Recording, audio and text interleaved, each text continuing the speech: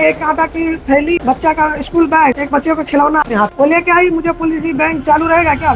Pin भी बनाया था तो मेरा चार्ज था 500 रुपया जो मैं निकाला। अफवाह फैलाया जा रहा जो 1.5 लाख निकाला, 2 लाख निकाला। मैं उससे पूछा कि विजय किधर है। जब वो सिम लगाई ना तो मुझे लगा कि कहीं झगड़ा उगड़ा करके मोबाइल छीन के आई होगी।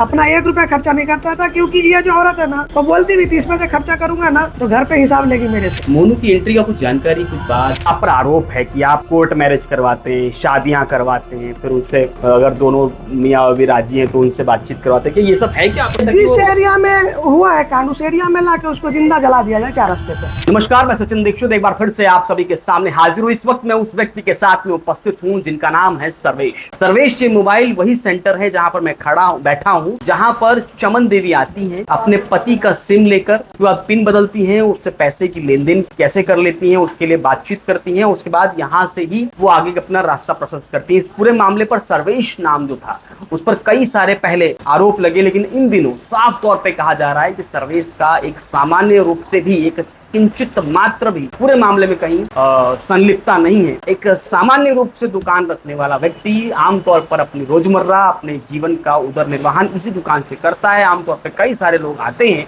ऐसे में वो अपने काम को अंजाम देता है। ऐसे में वो भी चमन आई, लेकिन उसके चेहरे पर तो सेंसिटिविटी थी। एक होता है ना कि आराम से किसी व्यक्ति को बेवकूफ बनाना, भोलेपन से, वो भोलेपन था उस चेहरे पर। लग रहा था कि वाकई में वो समस्या में आइए मदद करते हैं। आइए इस पूरे प्रकरण पर सर्वेश से जानते हैं कि आखिर उस दिन 19 तारीख के पहले या उसके आसपास क्या कुछ हुआ और आगे पुलिस की प्रक्रिया में कैसे। सर्वेश जी नमस्कार। टेंशन मुक्त? टेंशन तो फ्री हो गया सर अभी तक।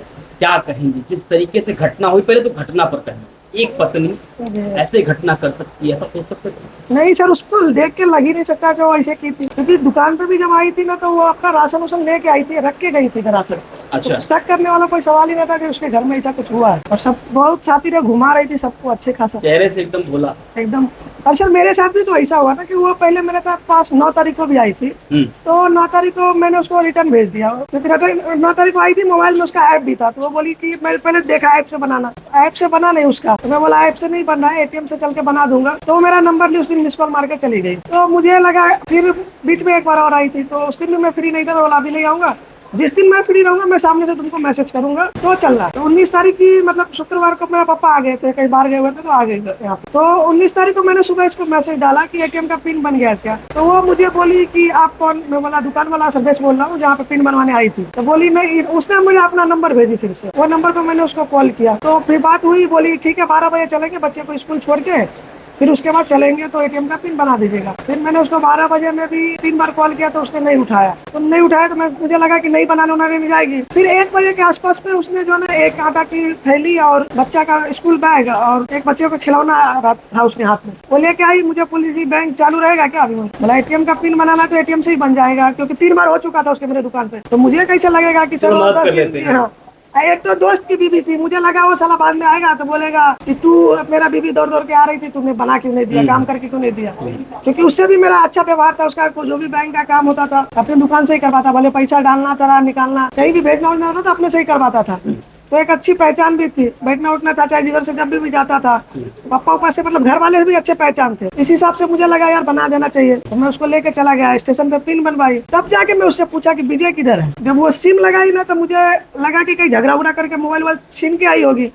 तो मैं उससे पूछा कि विजय है कहाँ। तो बोलती है कुर्ला गए हुए 10 दिन से। तो मैं बोला बात होता है क्या? तो सिम तो तुम्हारे पास है, उसके पास कौन सा नंबर है? तो बोलती है 61 वाला एक नंबर है। बोला तुम्हारी बात होती है क्या उससे? तो बोला बात नहीं होता है, जो 10 दिन से न घर आ रहे हैं ना बात हो रहा है। मैं बोला फिर मैं उसे बोला मिसिंग कंप्लेन तुमने किया क्या अभी तक उसका? तो बोलती है नहीं मुझे पुलिस चौकी जाने से डर लगता है। फिर मैं उसको बोला कि ये काम करो, पुलिस वाले में मेरी पहचान अच्छी है, तुम चलो मैं लेके तुमको चलता हूँ, मैं कंप्लेन करा के देता हूँ फिलहाल। तो वहाँ पे तो बोली ठीक है चलिए, तो चलती हूँ साथ में। बाइक पे बैठ के ब्रिज के नीचे आई, फिर वहाँ पे उतर गई वो, मतलब नाला सुपर ब्रिज के नीचे। तो बोली कि एक काम करता हूँ, मैं जा रहा हूँ गोरेगांव से अपने भाई को लेके आऊंगा और शाम तक उसका भाई भी काम से छुट्टी लेके आ जाएगा, तो सब लोग साथ में चल के कंप्लेन कर लीजिएगा। तो मुझे लगा अब जा रही है, टेंशन में तो है ही। उधर बोली उधर ढूंढूंगी भी और भाई को सामने लेके आऊंगा तो फिर चलिएगा तो कंप्लेंट कर लेंगे। तो मुझे लगा अब जाएगी, शाम को आएगी, राशन तो घर दुकान पे छोड़ के गई है तो आना ही है। और मैं जो पिन भी बनाया था तो मेरा चार्ज था 500 रुपया जो मैं निकाला। अफवाह फैलाया जा रहा जो 1.5 लाख निकाला, 2 लाख निकाला। अब एक ATM का पिन से आप भी सोच सकते हो नॉर्मल 25,000 से ज्यादा कोई नहीं निकाल पाएगा। जबकि वहाँ से विड्रॉल सिर्फ 500 रुपया हुआ जो मेरा चार्ज था, वो भी नहीं दी। वो बोलती मैं आके देती हूँ। तो मुझे लगा राशन लेके चलेगी। हाँ, मुझे लगा राशन उसन रख के गई है तो आएगी। अब मुझे कैसे शक होता कि इसका पूरा कांड करके बैठी है। कितने पैसे थे आपने देखा? नहीं, अकाउंट उस टाइम नहीं चेक किए थे। बाद में जब पता चला इंक्वायरी में जो स्टेटमेंट वगैरह आया था तो 5 लाख रुपए के आसपास था उसके अकाउंट में। अच्छा, विजय का व्यवहार कैसा था? मिलना जुलना, बात करना? नहीं, बहुत अच्छा लड़का था। उसमें एक कहीं से भी कोई ऐप नहीं था। अच्छा, मतलब कि शराब पीना या मारना पीटना, गाली देना? देखिए, मेहनत तो करता था तो अपने दोस्ती यारी थी तो कभी कभी हम लोग बैठते थे। वो भी अपने पैसे का नहीं पीता था, जब उसको पैसा देते थे तब लेके आता था। ऐसा था उसका, अपना 1 रुपया खर्चा नहीं करता था। क्योंकि ये जो औरत है ना, वो बोलती भी थी इसमें से खर्चा करूंगा ना तो घर पे हिसाब लेगी मेरे से। अच्छा, इतना डर? हाँ, मतलब ये जितना भी इसका कभी आपको इसके ये अपने घरेलू हिंसा या घरेलू लड़ाई झगड़ा या इस तरह के अफेयर के विषय में कुछ खुलकर बोल पाया? नहीं, वो ऐसा कुछ कभी बताया भी नहीं। और मुझे भी तो वो भी तो बोल रही ना 3 महीना पहले हुआ था, तो ऐसा कुछ वो शेयर नहीं करता था। ये सब शेयर करता था कि घर उठ खरीदाता था। चाहे एक बार बीच में और वो भी आया था, महीना दिन पहले हो गया होगा, जब वो शायद घर उठ खरीदा था तो उसने किसी को 1 लाख का चेक दिया था तो उसके अकाउंट से नहीं कटा था। वो भी चेक करवाने के लिए दोनों आया था, मियाँ बीबी था, दोनों चेक करवाया था। तो उस दिन उसका पैसा वैसा नहीं कटा था तो मैं चेक करके मैं ही बताने वाला था कि नहीं कटा, अभी तक चेक नहीं क्लियर हुआ उसका। अच्छा, जिस तरीके से वो आई थी उसके चेहरे से ऐसा लग रहा था कि इस तरह की हरकत भी कर सकती है एक महिला? नहीं सर, वो पूरा मेंटेनेंस करके आती थी, कोई उसको बोल भी नहीं सकता था कि ऐसा हुआ। कितना शातिर थी, दिमाग लगाया ना कि मेरे पास राशन रख के आई थी, लगे नहीं कि भागेगा स्टेशन से। इतनी शातिर। अब नॉर्मल आप ही सोचिए, आप कुछ लेके आएंगे मेरे दुकान पे रख के जा रहे हैं, अभी घर की राशन का सामान है, तो कैसे शक करेगा कि आदमी कांड करके चल रही है। अच्छा, जिस तरीके की घटना हुई है, एक महिला बहुत भोली, दुकान आती है, अपना काम करती है, भाग जाती है, तो क्या लगता नहीं ऐसे समाज में कई सारे अन्य जगहों पर सवाल खड़े हो जाते हैं? फिर उनको मियाँ बीबी जब आपस में रह रहे हैं तो उनके बीच में अलग अलग इस तरह के कांड होते हैं, तो कई लोग अलग अलग जगह विचार करने लगते हैं, समाज में गलत संदेश जाता है। तो इस पर क्या कहेंगे? ये क्या बोल सकता हूँ सर, इसमें बड़ा कठिन है ये, कुछ बोल ही नहीं सकते किसके घर में क्या चलता है। तीसरे का आगमन नहीं होना चाहिए आपको लगता है? जी, ऐसा तो होना चाहिए। अभी सर मुझे जहाँ तक लग रहा है ना, विजय उसके लिए कहीं से मतलब निगेटिव नहीं था, और उसको कोई चीज का कमी नहीं रखा था, कहीं भी नहीं सर। वो 1-1 रुपया बचा के उसको देता था। मोनू की एंट्री का कुछ जानकारी, कुछ बात? वो सब बात मुझे तो बाद में पता चला, जब मैं पिन बना के आया उसके स्टेशन ड्रॉप किया ना, तो मोनू की मम्मी मेरी दुकान पे आई थी 4 बजे के आसपास। वो पूछी कि कहाँ छोड़ लेके गए थे उसको।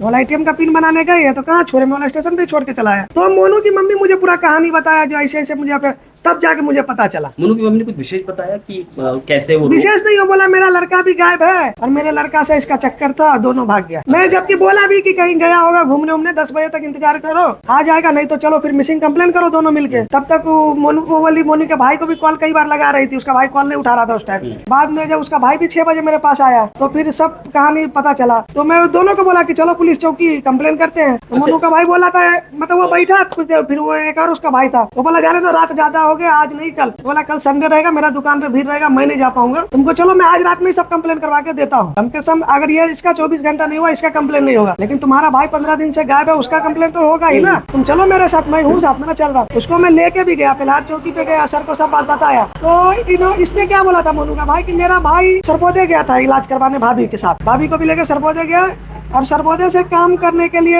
मतलब गया। पुलिस को भी इसने गुमराह किया कि सरबोदे से कुर्ला गया काम करने के लिए, तो उनको भी ये डाउट नहीं हुआ कि इधर से ही गायब हुआ। तो वो बोले देखो सरबोदे से गया ना, पुलिस चौकी में भी यही समझाए कि तुमने ब्रिज छोड़ा है ना, तो पहले उसकी एक कंप्लेन पुलिस में कर दो और दूसरा कंप्लेन जो है ना वहाँ पे कर दो सरबोदे में जाके, बाकी जो कंप्लेन कर रहेगा ना वो मैं यहाँ से पे कर लूँ, क्योंकि सीनियर थे नहीं कोई। तो बोले वो भी मुझे जानते थे अच्छे से, बोला तुम ये 2 जगह कर दो और बाकी तुम कल इसको लेके आओ, तो यहाँ पे इसका कंप्लेन। सरोज जी, आप पर आरोप है कि आप कोर्ट मैरिज करवाते हैं, शादियां करवाते हैं, फिर उनसे अगर दोनों मियाँ बीवी राजी हैं तो उनसे बातचीत करवाते हैं, कि ये सब है क्या आपका? नहीं, ऐसा कुछ नहीं सर, मैं कोर्ट मैरिज के खिलाफ ही हूँ। मतलब जो भी लगाया जाता है वो झूठा आरोप है, और मतलब कोर्ट मैरिज के मैं खिलाफ हूँ सर। और सर ऐसा नियम भी एक बनाना चाहिए कि अभी जैसे कोर्ट मैरिज में होता है, 18 साल की लड़की हो गई तो अपने मन से शादी कर सकती है, चाहे लड़का हो गया किसको तो शादी हो जाए। ऐसा एक नियम बनाना चाहिए कि शादी का जो हक है, क्योंकि बाप माई कभी भी अपने बच्चे बच्चे को गलत मतलब नहीं ज्यादा शादी करना चाहते हैं, वो सब वेटर ही खोजते हैं। तो उसमें एक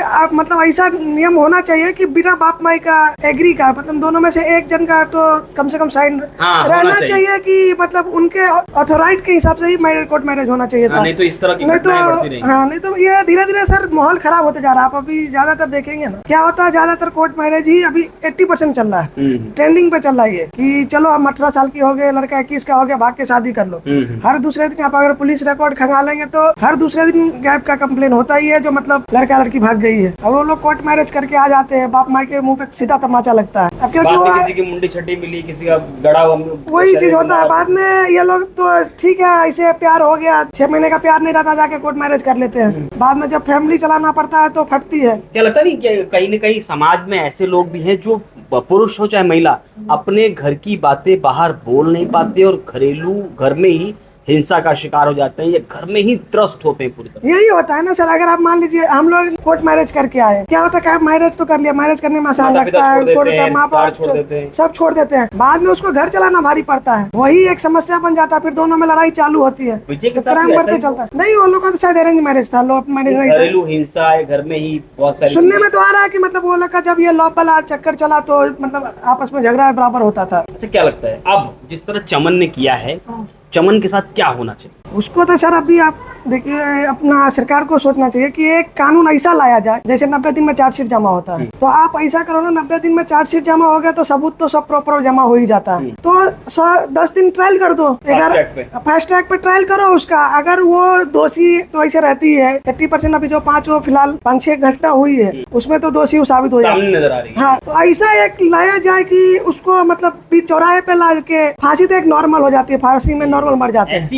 ऐसी सजा दी जाए जिस एरिया में हुआ है कांड, उस एरिया में लाके उसको जिंदा जला दिया जाए 4 रास्ते पे, ताकि एक देखिए डर पैदा होगा कि अगर हमने किया तो 100 दिन में मुझे भी मरना तय है, अगर मैंने कुछ गलत किया आगे कोई और ना कर पाए। सबके अंदर डर पैदा चालू हो जाएगा। ये थे सर्वेश, इनका साफ तौर पे घटना के बारे में बताना, और कहीं ना कहीं जिस तरीके से घटना हुई, खासकर चमन के भोले चेहरे के पीछे का जो रहस्य था वो खुलकर जब सामने आया तो पूरे भारत में कई जगह पर जो सुनने के बाद में उनकी रूह कांप गई। अब देखना ये होगा कि पुलिस की कार्रवाई कितनी कड़ी और कितनी बड़ी होती है। जिस कार्रवाई अगर कड़ी और बड़ी होगी तो उदाहरण इस तरह से फिट होगा कि आगे कोई और इस तरह की हरकत करने से पहले एक बार विचार जरूर करेगा। अब देखना ये होगा कि आगे और क्या कुछ निकल कर सामने आता है।